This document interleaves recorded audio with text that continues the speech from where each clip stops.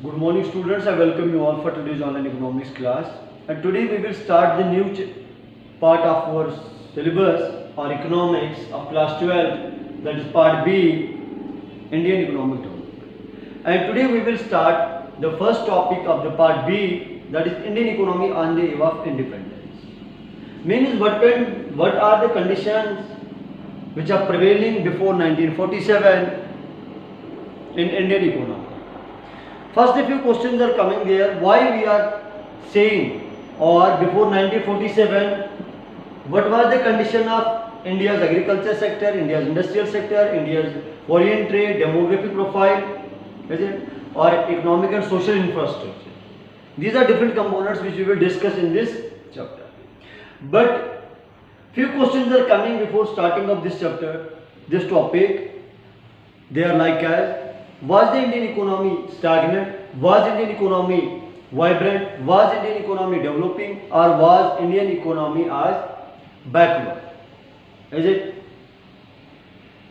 After discussion of all these components, you will clearly give the answer for that question. Out of these four, what was the Indian economy before 1947?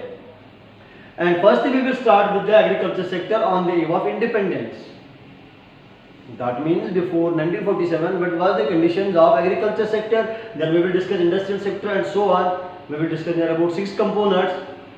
Is it? First component, that agriculture sector before 1947 or on the eve of independence. Is it? It was to some extent it was backward. Is it? It will be clear after discussion of all these characteristics. But Indian agriculture sector, it was clearly backward. Or it will be the good that you will say it is stagnant. Because these are the favorable conditions or characteristics which are giving clear concept that Indian economy, agriculture sector on the eve of independence, it was clearly stagnant or backward. First component is that is low productivity. If you will compile the productivity per hectare of 1947 to 2010-11 or 18-19, there are drastic changes. Is it? In 47 it was in hundreds, but in 2011-12 it was in thousands. Second component is that there is high degree of vulnerability. Means all of you are aware Indian agriculture system prior to 1947 it was mainly depend on the rainfalls. There was positive relationship between rainfalls and the output. Third one is that is a wedge between owners of soil and tillers of soil. There was a conflict wedge between the two parties, that is owners of soil and tillers of soil.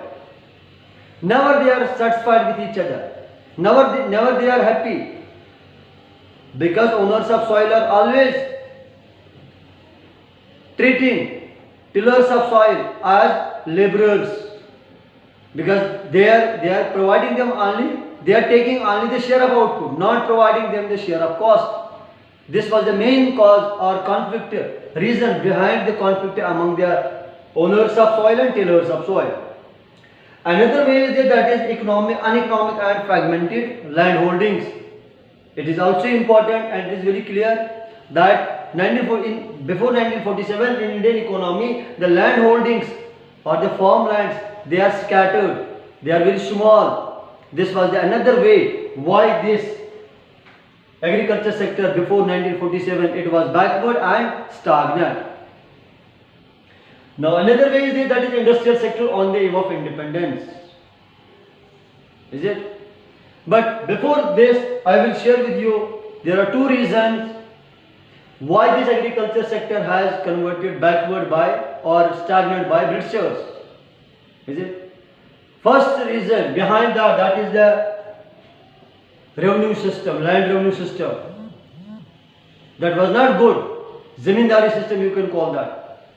Britishers have used Zamindari system and that was not favorable or suitable for the farmers of India. Second one was that is commercialization of agriculture.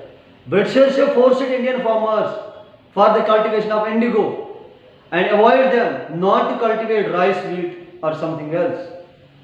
Because indigo was used in Britain. Is it? That is why these two cases are responsible for the backwardness of agriculture sector which were implemented by the Britishers. Now I am coming on the another way, that is industrial sector on the independence. One sentence I will use for this, that is the Britishers have converted our industrial sector into deindustrialized sector. It was industrialized sector, but they have converted into disindustrialized sector, because two observations are there. Firstly, there was the decay of famous handicrafts of India. That means they have used that kind of policies or strategies that they have declined the handicrafts of India. Second one is there, that is bleak growth of modern industries. A rare case of modern industries were prevailing in India, like as Tata and Iron factory, or second is there some 2 or 3 industries of cement or something else was prevailing in India. That means they have not introduced, they have not invested high in industrial sector in India.